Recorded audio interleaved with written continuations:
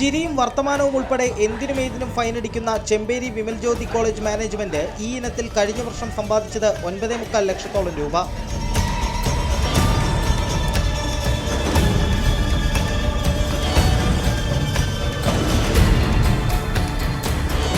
ഓരോ വർഷവും ഫൈൻ കുത്തനെ ഉയർത്തുകയാണെന്ന് ഓഡിറ്റ് റിപ്പോർട്ടിൽ വ്യക്തം.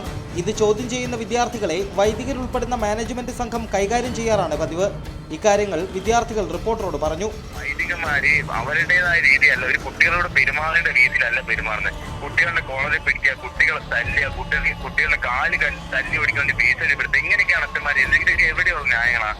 കാല് വെട്ടും, നിങ്ങളുടെ കൈ വെട്ടും, നിങ്ങളുടെ അച്ഛന്മാരെ ഞങ്ങൾ വിളിച്ച് ഇവിടെ കൊണ്ടുവരും, രാത്രി കൊണ്ടുവരും, നിങ്ങളെ ഡിസ്മിസ് ചെയ്യും. ഇങ്ങനെ എന്ത് ചോദ്യം ചെയ്താലും അതിന് ഞങ്ങളുടെ ഭീഷണിപ്പെടുത്തിക്കൊണ്ട് ഞങ്ങളുടെ വായ മൂടുന്ന ഒരു പരിപാടി എവിടെയുള്ളത്? കോളേജിന് പുറത്ത് ഇന്നലെ MSF സംഘടിപ്പിച്ച പ്രതിഷേധ പരിപാടിയിൽ പങ്കെടുത്തവരെ ഗുണ്ടകളെ ഉപയോഗിച്ച് തല്ലി ഓടിക്കുകയായിരുന്നുവെന്നും വിദ്യാർത്ഥികൾ പറഞ്ഞു.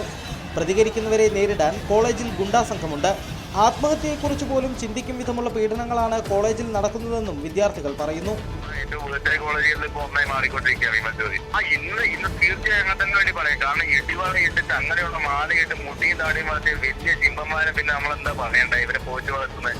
ഇന്ന് രാവിലെ അവർക്ക് ഭക്ഷണം, ഉച്ചയ്ക്ക് ഭക്ഷണം, വൈകുന്നേരം മാനസിക പീഡനമാണ്, വല്ലാണ്ട് മാനസിക പീഡനമാണ്. നിങ്ങളെ ഏത് കുട്ടികളെ വിളിച്ചു വെച്ചാലും തന്നെ പറയാം. സർക്കാരും വിദ്യാർത്ഥി സംഘടനകളും തങ്ങളുടെ പ്രശ്നങ്ങളിൽ കൂടി ഇടപെടുമെന്ന പ്രതീക്ഷയിലാണ് വിമൽ ജ്യോതി കോളേജിലെ വിദ്യാർത്ഥികൾ. യദു നാരായണൻ, റിപ്പോർട്ടർ, കണ്ണൂർ.